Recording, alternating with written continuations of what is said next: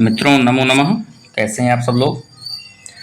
मित्रों, यूपी में LT grade की वैकेंसी आप सभी लोगों को पता ही है कि आ ही चुकी हैं और एग्ज़ाम भी इसका जल्द ही करवाया जाएगा। दोस्तों, एलटी ग्रेड की वैकेंसी में श्रीमद् भगवद गीता का दूसरा अध्याय सिलेबस में है। तो आज सबसे पहले हम लोग श्रीमद् भगवद गीता का सामान्य परिचय देखेंगे।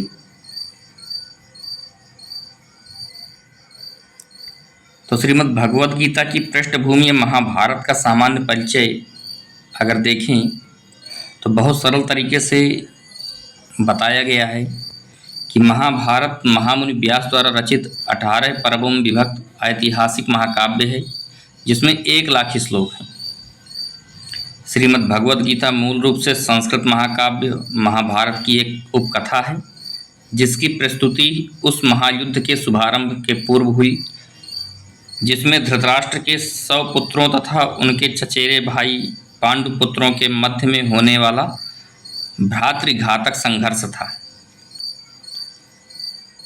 महाभारत में वर्तमान कलयुग तक की घटनाओं का वर्णन प्राप्त होता है। इसी युग के प्रारंभ में भगवान श्री कृष्ण ने अपने मित्र तथा भक्त अर्जुन को भगवत गीता का उपदेश दिया था। दोस्तों, आप सभी लोग जानते हैं, लेकिन सामान्य परिचय अगर देख लेंगे तो परीक्षा की दृष्टि से अति महत्वपूर्ण है। हालांकि आप सभी लोग जानते हैं कि भगवत गीता कहाँ से निकली है, किसके द्वारा कही गई है, किसके लिए कही गई है, सब आप जानते हैं। लेकिन विशेष तौर से अगर देखा जाए तो सामान्य परिचय कुछ ऐसी चीज़ें होती हैं जो सभी को नहीं मालूम होती हैं, लेकिन परीक्षा की दृष्टि से अति महत्वपूर्ण है, इसलिए पढ़ना बहुत ज़रूरी हो जाता है। आइए आगे देखें। आगे है कृष्ण तथा अर्जुन का परस्पर संवाद मानव इतिहास की सबसे महान दार्शनिक तथा धार्मिक चर्चा में से एक है। धृतराष्ट्र और पांडु दोनों भाई थे। इनका जन्म कुरुवंश में हुआ था और ये राजा भरत के वंशज थे, जिसके नाम पर ही महाभारत का नाम पड़ा। धृतराष्ट्र बड़े भाई थे, लेकिन वह जन्म से दृष्टिहीन थे, इसलिए राज सिंहासन उन्हें न मिलकर उनके छोटे भाई पांडु को प्राप्त हुआ। पांडु की मृत्यु अल्पायु में हो गई थी, इसलिए उनके 5 पुत्र युधिष्ठिर, भीम, अर्जुन, नकुल और सहदेव धृतराष्ट्र की देखरेख में रख दिए गए। आगे धृतराष्ट्र के 100 पुत्र थे। इस तरह धृतराष्ट्र और पांडु के पुत्र एक ही राजमहल में बड़े हुए। दोनों को ही गुरु द्रोणाचार्य द्वारा सैन्य कला का प्रशिक्षण दिया गया और पूज्य भीष्म पितामह उनके परामर्शदाता थे। धृतराष्ट्र का सबसे बड़ा पुत्र दुर्योधन पांडवों से घृणा और ईर्ष्या करता था। दृष्टिहीन दुर्बल हृदय धृतराष्ट्र पांडु पुत्रों के स्थान पर अपने पुत्रों को राज्य का उत्तराधिकारी बनाना चाहते थे। इस तरह धृतराष्ट्र की सहमति से दुर्योधन ने पांडु के युवा पुत्रों की हत्या करने का षड्यंत्र रचा। 5 पांडव अपने चाचा विदुर तथा अपने ममेरे भाई भगवान कृष्ण के संरक्षण में रहने के कारण अनेक बार प्राणघातक आक्रमणों के पश्चात भी अपने प्राणों को सुरक्षित रख पाए। भगवान कृष्ण कोई सामान्य व्यक्ति नहीं थे, ये अपितु साक्षात परमेश्वर हैं, जिन्होंने इस धरा पर अवतार लिया था और अब एक समकालीन राजकुमार की भूमिका निभा रहे थे तथा वह पांडवों की माता कुंती के भतीजे भी थे। इस तरह श्री कृष्ण संबंधी के रूप में तथा धर्म के रक्षक होने के कारण वे धर्मपरायण पांडु पुत्रों का पक्ष लेते रहे और उनकी रक्षा भी करते रहे। किंतु चतुर दुर्योधन ने पांडवों को द्युत क्रीड़ा के लिए ललकारा। उस स्पर्धा में दुर्योधन तथा उसके भाइयों ने पांडवों की पत्नी द्रौपदी पर अधिकार प्राप्त कर लिया और फिर उसे राजाओं तथा राजकुमारों की सभा के मध्य नग्न करने का प्रयास किया। कृष्ण ने दिव्य हस्तक्षेप से उसकी रक्षा की। आगे है उसके पश्चात एक और द्युत क्रीड़ा में छल के प्रयोग के कारण पांडवों की हार हुई तथा उन्हें 13 वर्ष के लिए वनवास जाना पड़ा। वनवास से लौटकर पांडवों ने धर्म सम्मत विधि से दुर्योधन से अपना राज्य मांगा, किंतु उसने देने से इनकार कर दिया। क्षत्रिय शास्त्र में बताए गए कर्तव्य को पूर्ण करने के लिए 5 गांवों की मांग रखी, किंतु दुर्योधन ने सुई की नोक भर भी भूमि देने के लिए इनकार कर दिया। इसलिए उनके लिए युद्ध करना जरूरी हो गया। विश्व भर के राजकुमारों में से कुछ कौरवों के पक्ष में थे तो कुछ पांडवों के पक्ष में थे। उस समय कृष्ण स्वयं पांडु पुत्रों के शांति दूत बनकर शांति का संदेश लेकर धृतराष्ट्र की राजसभा में गए। जब उनकी याचना अस्वीकार कर दी गई तो युद्ध होना निश्चित था। अत्यंत सच्चरित्र पांचों पांडवों ने कृष्ण को पुरुषोत्तम भगवान के रूप में पहचान लिया था, किंतु धृतराष्ट्र के दुष्ट पुत्र उन्हें पहचान नहीं पाए थे। फिर भी कृष्ण ने विपक्षियों की इच्छानुसार ही युद्ध में सम्मिलित होने का प्रस्ताव रखा। वे ईश्वर के रूप में युद्ध नहीं करना चाहते थे, लेकिन जो भी उनकी सेना का उपयोग करना चाहे कर सकता था। प्रतिबंध यह था कि एक ओर कृष्ण की संपूर्ण सेना होगी और दूसरी ओर वे स्वयं एक परामर्शदाता व सहायक के रूप में उपस्थित होंगे। राजनीति में चतुर दुर्योधन ने आतुरता से कृष्ण की सेना झपट ली, जबकि पांडवों ने भी उतनी ही आतुरता से श्री कृष्ण को ग्रहण किया। इस प्रकार कृष्ण अर्जुन के सारथी बने और उन्होंने उस सुप्रसिद्ध धनुर्धर का रथ हाँकना स्वीकार किया। इसी प्रकार हम उस बिंदु पर पहुंच जाते हैं जहां से भगवत गीता का शुभारंभ होता है। महाभारत का विनाशकारी संग्राम होने वाला था। दोनों ओर की सेना युद्ध के लिए तैयार खड़ी हैं। सागर की भांति उमड़ता हुआ कौरव और पांडव सैन्य दल कुरुक्षेत्र के मैदान में आमने सामने उपस्थित है। जब श्री कृष्ण ने अर्जुन के रथ को रण क्षेत्र के मध्य लाकर खड़ा किया और दोनों ओर से भेरी मृदंग आदि की तुमुल ध्वनि होने लगी, तो दोनों दलों में अपने ही लोग लड़ने के लिए प्रस्तुत हैं। ऐसा देखकर अर्जुन ने सोचा कि यह युद्ध अनुचित तथा अपनों का ही संहार करने वाला है। वह जिससे युद्ध करने के लिए तैयार है वे उसके स्वजन हैं, गुरुजन हैं और बंधु बांधव हैं। अर्जुन के सामने यह समस्या उत्पन्न हुई कि मैं युद्ध करूं या न करूं। अंततः अर्जुन ने गांडीव रख दिया और कृष्ण से कहा न योत्से, अर्थात मैं युद्ध नहीं करूंगा, और ऐसा कहकर वह रथ के पीछे जा बैठा। दोस्तों, इसी विषम समस्या के समाधान के रूप में गीता का उदय हुआ है। इसकी रचना श्री कृष्ण और अर्जुन के संवाद के रूप में हुई।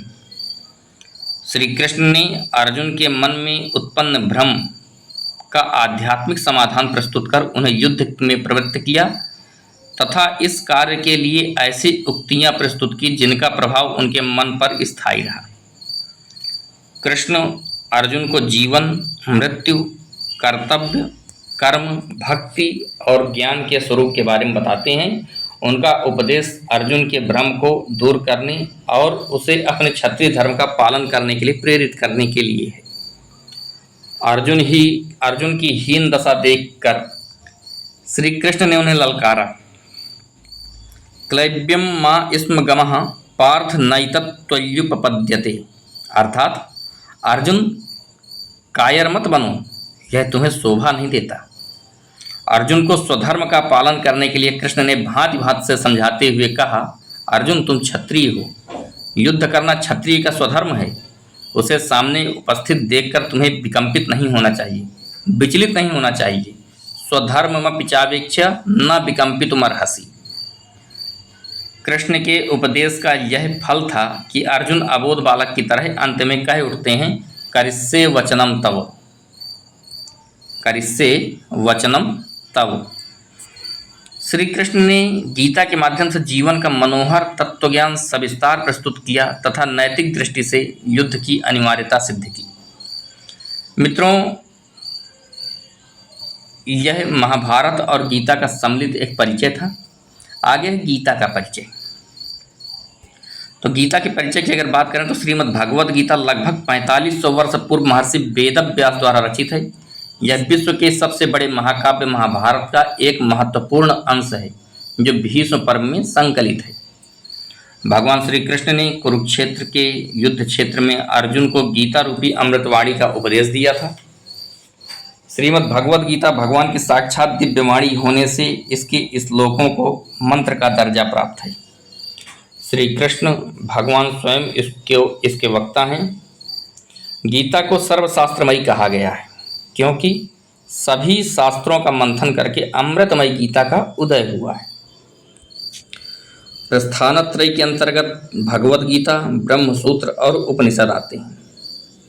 इससे गीता का महत्व और भी अधिक बढ़ जाता है।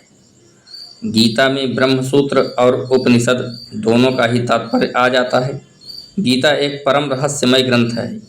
इसमें संपूर्ण वेदों का सार संग्रह किया गया है। स्वयं वेदव्यास ने कहा है, गीता सुगीता कर्तव्या किमन्यै शास्त्र विस्तरैः या स्वयं पद्मनाभस्य मुख पद्मात् विनिसृताः।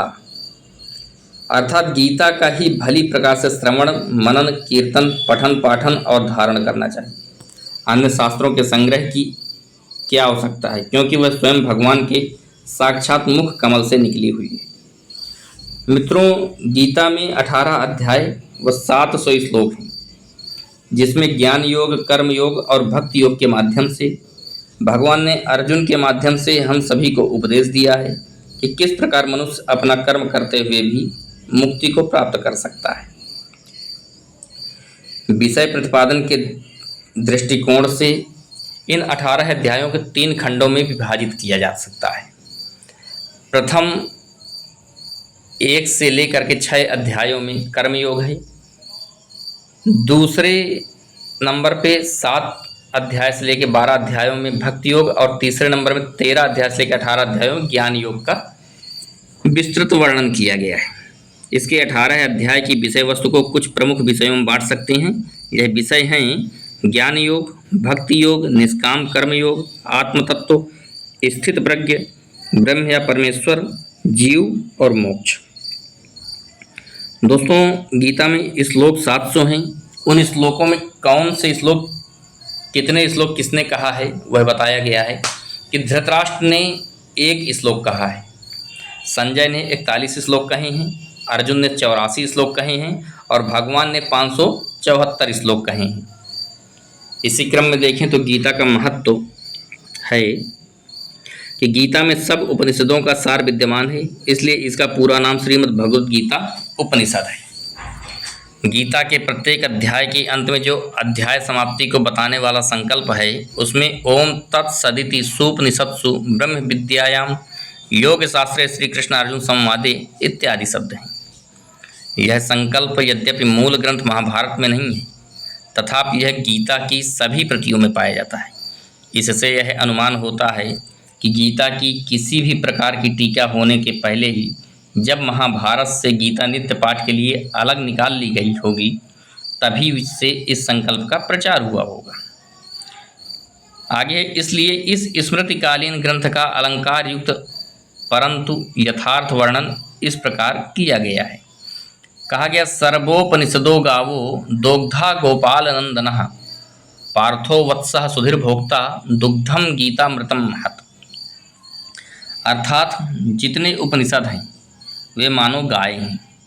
श्री कृष्ण स्वयं दूध दूहने वाले ग्वाला हैं। बुद्धिमान अर्जुन भोक्ता, बछड़ा अर्थात वत्स हैं, और जो दूध दूहा गया वही मधुर गीतामृत है। आगे भगवद गीतासु उपनिषत्सु, इन 2 शब्दों में उपनिषद शब्द हिंदी में पुल्लिंग माना जाता है, परंतु वह संस्कृत में स्त्रीलिंग है। आगे है भगवान के द्वारा गाई गई अर्थात कहा गया उपनिषद। यह अर्थ प्रकट करने के लिए संस्कृत में श्रीमद् भगवद गीता उपनिषद, ये 2 विशेषण स्त्रीलिंग में प्रयुक्त हुए हैं। यद्यपि ग्रंथ एक ही है, तथापि सम्मान के लिए श्रीमद् भगवद गीता सुपनिषत्सु ऐसा सप्तमी बहुवचन प्रयोग है। गीता के महात्म्य में उपनिषदों को गौ और गीता को उसका दुग्ध कहने का तात्पर्य यह है कि उपनिषदों की जो आध्यात्म विद्या थी उसको गीता सर्वांश में स्वीकार करती है। उपनिषदों की अनेक विद्याएं गीता में हैं, जैसे संसार के स्वरूप के संबंध में अश्वत्थ विद्या, अनादि अजन्मा ब्रह्म के विषय में अव्यय पुरुष विद्या, परा प्रकृति या जीव के विषय में अक्षर पुरुष विद्या और अपरा प्रकृति या भौतिक जगत के विषय में क्षर पुरुष विद्या है। इस प्रकार वेदों के ब्रह्मवाद और उपनिषदों के अध्यात्म, इन दोनों की विशिष्ट सामग्री गीता में सन्निविष्ट है। उसे ही पुष्पिका के शब्दों में ब्रह्म विद्या कहा गया है। आगे इसी क्रम में देखें तो मित्रों, गीता में 18 अध्याय हैं, आप लोगों को पहले बताया जा चुका है। तो गीता के अध्यायों का नाम और उनमें श्लोक संख्या जो है वह निम्न प्रकार से है। पहले अध्याय का नाम है अर्जुन विषाद योग, जिसमें 47 श्लोक हैं। दूसरे का नाम है सांख्य योग, 72 श्लोक हैं। तीसरे का नाम है कर्म योग, 43 श्लोक हैं। चौथे का नाम है ज्ञान कर्म संन्यास योग, 42 श्लोक हैं। पाँचवें अध्याय का नाम है कर्म संन्यास योग, जिसमें 29 श्लोक हैं। छठवें अध्याय का नाम है आत्म संयम योग, जिसमें 47 श्लोक हैं। सप्तम अध्याय का नाम है ज्ञान विज्ञान योग, जिसमें 30 श्लोक हैं। अष्टम अध्याय का नाम है अक्षर ब्रह्म योग, जिसमें 28 श्लोक हैं। नवम अध्याय का नाम है राज विद्या राज गुह्य योग, जिसमें 34 श्लोक हैं। दसम का नाम है विभूति योग, जिसमें 42 श्लोक हैं। एकादश का नाम है विश्व रूप दर्शन योग, जिसमें 55 श्लोक हैं। द्वादश का नाम है भक्ति योग, जिसमें 20 श्लोक हैं। त्रयोदश का नाम है क्षेत्र क्षेत्रज्ञ विभाग योग, जिसमें 34 श्लोक हैं। चतुर्दश का नाम है गुणत्रय विभाग योग, जिसमें 27 श्लोक हैं। पंचदश का नाम है पुरुषोत्तम योग, जिसमें 20 श्लोक हैं। षोडश अध्याय का नाम है दैवासुर संपद विभाग योग, जिसमें 24 श्लोक हैं। सप्तदश अध्याय का नाम है श्रद्धात्रय विभाग योग, जिसमें 28 श्लोक हैं। और अष्टादश अध्याय का नाम है मोक्ष संन्यास योग, जिसमें 78 श्लोक हैं। मित्रों, इसी गीता में 18वां अध्याय सबसे बड़ा है और 12वां एवं 15वां अध्याय सबसे छोटा है। अब इन अध्यायों की अगर बात करें तो किस अध्याय में क्या वर्णन है वह संक्षेप में देख लीजिए कि प्रथम अध्याय का नाम अर्जुन विषाद योग है। वह गीता के उपदेश का विलक्षण नाटकीय रंगमंच प्रस्तुत करता है, जिसमें श्रोता और वक्ता दोनों ही कुतूहल शांति के लिए नहीं वरन जीवन की प्रगाढ़ समस्या के समाधान के लिए प्रवृत्त होते हैं। इस अध्याय में दोनों सेनाओं का वर्णन किया जाता है तथा शंख बजाने के पश्चात अर्जुन सेना को देखने के लिए रथ को सेनाओं के मध्य ले जाने के लिए कृष्ण से कहता है और तब Incoming voice call from Bitu.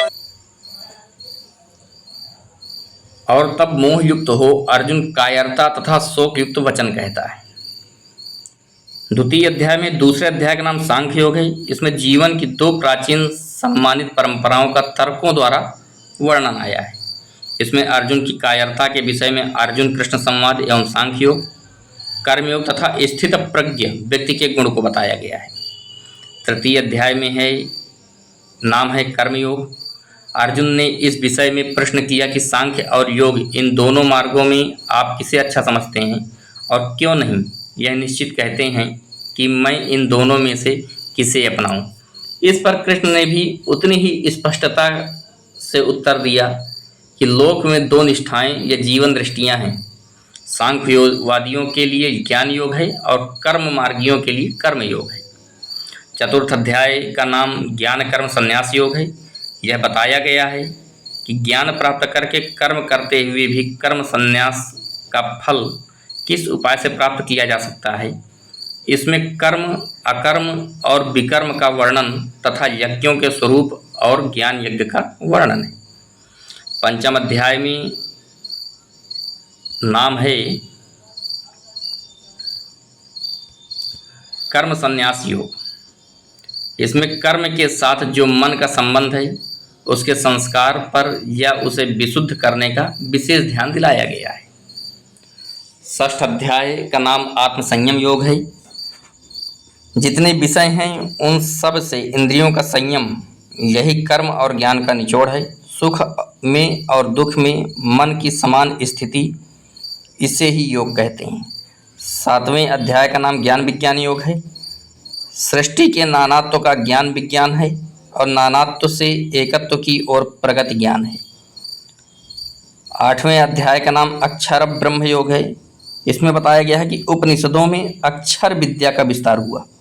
Gita में उस अक्षर विद्या का सार कह दिया गया है। अक्षर ब्रह्म परमम, अर्थात परब्रह्म की संज्ञा अक्षर है। 9वें अध्याय का नाम राजगुह्य योग है। यह अध्यात्म विद्या विद्याराज्ञी है और यह गुहा ज्ञान सब में श्रेष्ठ है। राजा शब्द का एक अर्थ मन भी था, अतएव मन की दिव्य शक्तियों को किस प्रकार ब्रह्ममय बनाया जाए, इसकी युक्ति ही राजविद्या है। 10वें अध्याय का नाम विभूति योग है। इसका सार यह है कि लोक में जितने देवता हैं सब एक ही भगवान की विभूतियां हैं। मनुष्य के समस्त गुण और अवगुण भगवान की शक्ति के ही रूप हैं। 11वें अध्याय का नाम विश्वरूप दर्शन योग है। इसमें अर्जुन ने भगवान का विश्वरूप देखा। 12वें अध्याय का नाम भक्ति योग है, जो जानने योग्य है, जिसको जानकर मनुष्य परमानंद को प्राप्त हो जाता है। 13वें अध्याय का नाम मित्रों क्षेत्र और क्षेत्रज्ञ है। यह शरीर क्षेत्र है और उसका जानने वाला जीवात्मा क्षेत्रज्ञ है। 14वें अध्याय का नाम गुणत्रय विभाग योग है। यह विषय समस्त वैदिक, दार्शनिक और पौराणिक तत्व चिंतन का निचोड़ है। सत्व, रज, तम नामक 3 गुण त्रिकों की अनेक व्याख्याएं हैं। 15वें अध्याय का नाम पुरुषोत्तम योग है। इसमें विश्व का अश्वत्थ के रूप में वर्णन किया गया है। यह अश्वत्थ रूपी संसार महान विस्तार वाला है। देश और काल में इसका कोई अंत नहीं है। 16वें अध्याय का नाम देवासुर संपत्ति विभाग योग है। आरंभ से ही ऋग्वेद में सृष्टि की कल्पना दैवी और आसुरी शक्तियों के रूप में की गई है। यह सृष्टि के विरुद्ध रूप की कल्पना है। एक अच्छा और दूसरा बुरा, एक प्रकाश में दूसरा अंधकार में, एक अमृत दूसरा मय तथा एक सत्य दूसरा अनृत है।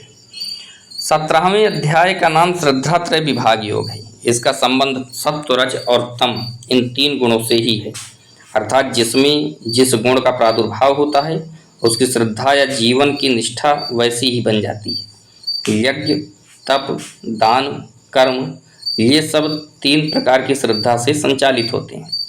यहाँ तक कि आहार भी 3 प्रकार का है। आगे है मित्रों इसी क्रम में 18वें अध्याय का नाम मोक्ष संन्यास योग है।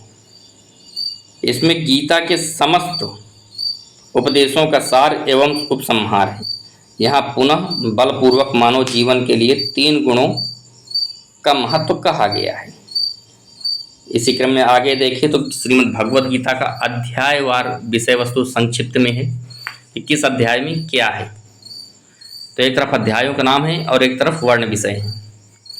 तो प्रथम अध्याय है अर्जुन विषाद योग, जिसमें है मोह व्याप्त अर्जुन के कायरता और शोक युक्त वचन। दूसरा अध्याय है सांख्य योग, जिसमें सांख्य योग स्थित प्रज्ञ की परिभाषा है। तीसरा अध्याय है कर्म योग, जिसमें कर्म योग का स्वरूप दिया गया है। चौथा अध्याय ज्ञान कर्म संन्यास योग, जिसमें आत्मा परमात्मा के दिव्य ज्ञान का उपदेश है।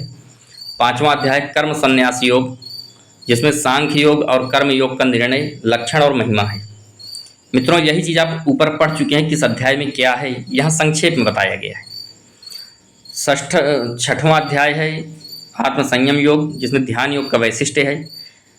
7वां अध्याय ज्ञान विज्ञान योग, जिसमें ज्ञान विज्ञान का विषय आसुरी स्वभाव वालों की निंदा तथा भक्तों की प्रशंसा है। 8वां अध्याय है अक्षर ब्रह्म योग, इसमें है ब्रह्म अध्यात्म कर्म के विषय में अर्जुन की शंकाओं का समाधान। 9वां अध्याय है राज विद्या राजगुह्य योग, जिसमें ज्ञान विषय सकाम निष्काम उपासना का फल, निष्काम भक्ति महिमा का वर्णन है। 10वां अध्याय है विभूति योग, जिसमें भगवान के परम ऐश्वर्य का वर्णन है। 11 अध्याय है विश्वरूप दर्शन योग, जिसमें भगवान के विराट स्वरूप का वर्णन है। 12वां अध्याय है भक्ति योग, जिसमें भक्ति योग का विशिष्ट वर्णन है। 13वां अध्याय क्षेत्र क्षेत्र के विभाग योग, जिसमें ज्ञान सहित प्रकृति पुरुष का विषय है। 14वां अध्याय गुणत्रय विभाग, जिसमें सत्व, रज और तम गुणों का विवेचन है। 15वां अध्याय पुरुषोत्तम योग, संसार वृक्ष कथन, भागवत प्राप्ति उपाय, जीवात्मा का विषय वर्णित है इसमें। 16वां अध्याय है देवासुर संपद विभाग योग, इसमें मित्रों दैवी और आसुरी संपदा का वर्णन है, शास्त्र सम्मत आचरण की प्रेरणा दी गई है। 17वां अध्याय श्रद्धात्रय विभाग योग, इसमें श्रद्धा का और शास्त्र विरुद्ध घोर तप, आहार, यज्ञ, तप भेद का वर्णन है, 18वां अध्याय मोक्ष संन्यास योग। इसमें मित्रों त्याग का विषय, 3 गुणों के अनुसार ज्ञान, कर्म आदि भेद गीता महात्मा का वर्णन है। आगे इसी क्रम में देखें तो गीता में वर्णित शंखों के नाम देखें कि कौन सा शंख किसका है। तो श्री कृष्ण के शंख का नाम है पांचजन्य, युधिष्ठिर के शंख का नाम है अनंत विजय, भीम के शंख का नाम है पौंड्र, अर्जुन के शंख का नाम है देवदत्त, नकुल के शंख का नाम है सुघोष और सहदेव के शंख का नाम है मणिपुष्पक। इस श्लोक के द्वारा भी बताया गया है कि पांचजन्यम ऋषिकेशो देवदत्तम धनंजयः पौंड्रम दधमौ महाशंखम भीमकर्मा वृकोदरः अनंत विजयम राजा कुंती पुत्रो युधिष्ठिरः नकुलः सहदेवश्च सुघोष मणिपुष्पकौ। इसी क्रम में देखें तो गीता में प्रयुक्त प्रमुख विशेषण हैं कि कृष्ण के लिए क्या विशेषण है और अर्जुन के लिए। तो श्री कृष्ण के लिए केश निषूदन, ऋषिकेश श्री कृष्ण के विशेषण हैं और गुणाकेश तथा पार्थ अर्जुन के लिए विशेषण हैं। आगे है गीता में अर्जुन के लिए संबोधन। तो गीता में अर्जुन को कहा गया अर्जुन, गुणाकेश, महाबाहो, निष्पाप, कुरुनंदन, पार्थ, परंतप, भारत, कुंती पुत्र, कुरुश्रेष्ठ, सब्यसाचिन, किरीटी, पांडव, प्रथापुत्र और धनंजय आदि अर्जुन के लिए संबोधन है। इसी क्रम में गीता में श्री कृष्ण के लिए भी संबोधित किए गए शब्द हैं ऋषिकेश, कृष्ण, सहस्त्रबाहु, कमल नेत्र, परमेश्वर, महायोगेश्वर, देवदेव, अच्युत, केश निषूदन, योगेश्वर, मधुसूदन, जनार्दन, माधव, श्री भगवान, अरिसूदन, गोविंद, जगत स्वामी, पुरुषोत्तम, अनंत, जगन निवास, सच्चिदानंद घन, आदिदेव, सनातन पुरुष और विश्वरूप भगवान श्री कृष्ण के लिए संबोधन है। अब इसी क्रम में देखें तो संक्षिप्त परिचय अगर गीता का देखें तो गीता के रचनाकार कौन है, तो वह हैं वेदव्यास। वक्ता कौन है, श्री कृष्ण। देवता कौन है, श्री कृष्ण। इसी क्रम में आगे देखें तो गीता में 18 अध्याय और 700 श्लोक हैं। जैसा गीता के शंकर भाष्य में कहा गया है, तम धर्मम भगवता यथोपदिष्ट वेदव्यासः सर्वज्ञो भगवान गीताख्यैः सप्तभिः श्लोक शतैरुप निबंध। इससे ज्ञात होता है कि लगभग 8वीं सदी के अंत में शंकराचार्य के सामने गीता का वही पाठ था जो आज हमें उपलब्ध है। गीता की गणना प्रस्थानत्रय में की जाती है, जिसमें उपनिषद और ब्रह्मसूत्र भी सम्मिलित हैं। गीता के अगर स्रोत की बात करें तो भीष्म पर्व के, महाभारत के भीष्म पर्व के श्रीमद् भगवद गीता प्रारंभ नामक उप पर्व से ली गई है, जो 25 अध्याय से 42 अध्याय तक है। छंद की बात करें तो मुख्य रूप से अनुष्टुप, बृहति, त्रिष्टुप एवं जगती छंद का प्रयोग मिलता है गीता में। दार्शनिक चिंतन के 3 प्रस्थान हैं, श्रौत प्रस्थान, सौत्र प्रस्थान व स्मार्त प्रस्थान। स्मार्त परंपरा में एकमात्र ग्रंथ भगवद गीता स्वीकृत है। आचार्य शंकर ने गीता को दुर्विज्ञेय शास्त्र बताया है। तदिदम गीता शास्त्रम समस्त वेदार्थ सार संग्रह भूतम दुर्विज्ञेयार्थम। सर्वशास्त्रमयी गीता महाभारत में कहा गया है और सर्वदेवमयी गीता स्कंद पुराण में गीता के लिए कहा गया है। इसमें तीनों मोक्ष मार्गों कर्म, ज्ञान और भक्ति का समन्वय है। गीता का रचनाकाल महाभारत युद्ध का प्रारंभिक दिवस है। मार्गशीर्ष शुक्ला एकादशी को गीता जयंती मनाई जाती है। प्रथम श्लोक धृतराष्ट्र के द्वारा कहा गया है, जैसा आप लोग देख पा रहे हैं। धृतराष्ट्र उवाच, कहा गया धर्म क्षेत्रे कुरुक्षेत्रे समवेता युयुत्सवः मामकाः पांडवाश्चैव किम कुर्वत संजय। और अंतिम श्लोक संजय के द्वारा कहा गया है कि यत्र योगेश्वरः कृष्णो यत्र पार्थो धनुर्धरः तत्र श्रीर्विजयोर्भूतिर ध्रुवा नीतिर्मतिर्मम। आगे है गीता के अनुबंध चतुष्टय। अनुबंध चतुष्टय में विषय, प्रयोजन, अधिकारी और संबंध इनका प्रतिपादन होता है। तो विषय देखें कि गीता का विषय क्या है, तो जिनसे जीव का कल्याण हो वे कर्म योग, ज्ञान योग, भक्ति योग आदि सब विषय गीता में आए हैं। प्रयोजन क्या है, तो कहते हैं जिसको प्राप्त होने पर करना, जानना और पाना बाकी नहीं रहता, उसकी प्राप्ति कराना अर्थात जीव का उद्धार करना गीता का प्रयोजन है। तो अधिकारी कौन है, तो कहते हैं जो अपना कल्याण चाहते हैं वे सब के सब गीता के अधिकारी हैं। मनुष्य चाहे किसी देश में रहने वाला हो, किसी वेश को धारण करने वाला हो, किसी संप्रदाय को मानने वाला हो, किसी वर्ण आश्रम का हो, किसी अवस्था वाला हो और किसी परिस्थिति में स्थित हो, वह गीता का अधिकारी है। इसी कारण गीता को सार्वभौमिक संदेश कहा जाता है। तो संबंध किससे है? तो कहते हैं गीता के विषय और गीता के में परस्पर प्रतिपाद्य प्रतिपादक संबंध है। जीव का कल्याण कैसे हो, यह गीता का प्रतिपाद्य विषय है और कल्याण की युक्तियां बताने वाली होने से गीता स्वयं प्रतिपादक है। अब गीता की टीकाओं की व्याख्या की बात अगर करें तो श्रीमद् भगवद गीता को सर्वाधिक टीका का गौरव प्राप्त है। गीता पर अनेक आचार्यों एवं विद्वानों ने टीकाएं की हैं। संप्रदायों के अनुसार उनकी संक्षिप्त सूची इस प्रकार है। अद्वैत, शंकर भाष्य, गीता भाष्य, आदि शंकराचार्य। गीता पर सर्वाधिक प्राचीन भाष्य है इनका।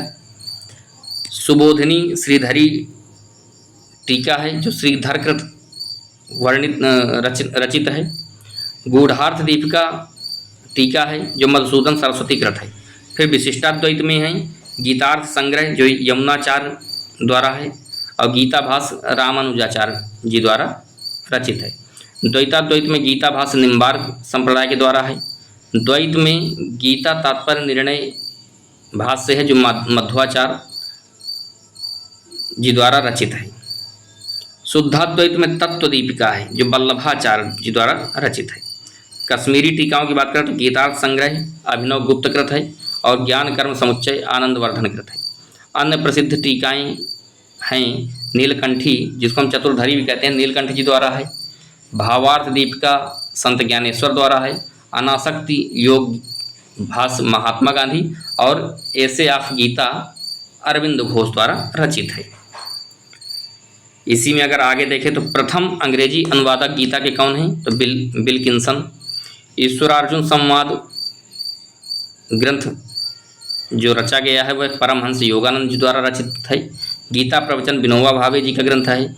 भगवद गीता का सार स्वामी क्रियानंद जी का है और गीता साधक संजीवनी टीका जो है स्वामी राम सुखदास जी की और गीता रहस्य बाल गंगाधर तिलक का ग्रंथ है।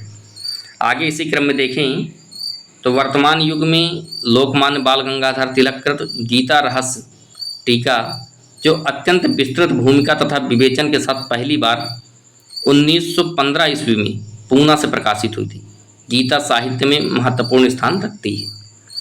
उसने गीता के मूल अर्थों को विद्वानों तक पहुंचाने में ऐसा मोड़ दिया है जो शंकराचार्य के बाद आज तक संभव नहीं हुआ था। वस्तुतः शंकराचार्य का भाष्य गीता का मुख्य अर्थ ज्ञान परक करता है, जबकि तिलक ने गीता को कर्म का प्रतिपादक शास्त्र सिद्ध किया है। आगे देखें तो गीता तत्व विवेचनी टीका जयदयाल गोयंदका जी की है। इसी क्रम में मित्रों कहा गया कि भगवद गीता पर उपलब्ध सभी भाष्यों में श्री जयदयाल गोयंदका की तत्व विवेचनी सर्वाधिक लोकप्रिय तथा जन सुलभ है। इसका प्रकाशन गीता प्रेस के द्वारा किया जा रहा है। फिर 10वीं सदी के लगभग भीष्म पर्व का जावा की भाषा में एक अनुवाद हुआ था। उसमें अनेक मूल श्लोक भी सुरक्षित हैं। श्रीपाद कृष्ण बेलवेलकर के अनुसार जावा के इस प्राचीन संस्करण में गीता के केवल 81.5 श्लोक मूल संस्कृत के हैं। उनसे भी वर्तमान पाठ का समर्थन होता है। इसी क्रम में आगे देखें तो जो महत्वपूर्ण पंक्तियां मित्रों होती हैं, जो परीक्षक दृष्टि से अति महत्वपूर्ण होती हैं और पूछ ली जाती हैं, तो उनको देखते हैं। महत्वपूर्ण पंक्तियां हैं, देहिनो अस्मिन् यथा देहे कौमारम यौवनम जरा ना सतो विद्यते भावो ना भावो विद्यते सतः न जायते म्रियते वा कदाचिन्नायम भूत्वा भविता वा न भूयः वासांस जीर्णानि यथा विहाय। आप सभी लोग इस श्लोक को जानते हैं। नैनम छिन्दन्ते शस्त्राणि नैनम दहति पावकः जातस्य हि ध्रुवो मृत्युर् ध्रुवम जन्म मृतस्य च हतो वा प्राप्स्यसि स्वर्गम जित्वा वा भोक्ष्यसे महीम सुख दुखे समय कृत्वा लाभा लाभौ जया जयो। फिर कर्मण्येवाधिकारस्ते मा फलेषु कदाचन मा कर्म फल हेतुर्भू मा ते संगोस्त्व कर्मणि। मित्रों इस वीडियो को आप चालू करके केवल सुनते रहिएगा, यहाँ से आपका कोई प्रश्न गलत होगा नहीं। आगे है योगस्थ कुरु कर्माणि संगम त्यक्त्वा धनंजय योगः कर्मसु कौशलम क्रोधात् भवति सम्मोहः सम्मोहात् स्मृति विभ्रमः स्वधर्मी निधनम श्रेयः परधर्मो भयावह। फिर है परित्राणाय साधूनां विनाशाय च दुष्कृताम। आगे है चातुर्वर्णम मया सृष्टम गुण गुण कर्म विभाग सह। और फिर है अंत में यत्र योगेश्वरः कृष्णो यत्र पार्थो धनुधरा तत्र श्री विजयोर्भूतिर्ध्रुवा नीतिर्मतिर्मम। मित्रों, यह महत्वपूर्ण कुछ पंक्तियां हैं श्रीमद् भगवत गीता की, जो आप लोगों की परीक्षा की दृष्टि से अति महत्वपूर्ण है। मित्रों, वीडियो अच्छी लगे तो चैनल को सब्सक्राइब करिएगा, वीडियो को लाइक करिएगा और भी अपने इष्ट मित्रों को शेयर कर दीजिएगा, जिससे उनको भी इस वीडियो का लाभ मिल सके। और रोज़ाना आप लोगों को LT ग्रेड से संबंधित, GIC से संबंधित और भी राजस्थान की परीक्षाओं संबंधित, RPSC से BPSC संबंधित आप लोगों को रोज़ वीडियो मिलती रहेंगी। इसी के साथ आप सभी लोगों को नमो नमः। सर्वे भवन्तु सुखिनः, सर्वे सन्तु निरामयः, सर्वे भद्राणि पश्यन्तु, माँ कश्चित् दुर्भाग् भवेत्। आप सभी लोग मस्त रहिए, खुश रहिए, प्रसन्न रहिए और अपनी तैयारी को निरंतर धार देते रहिए। धन्यवाद।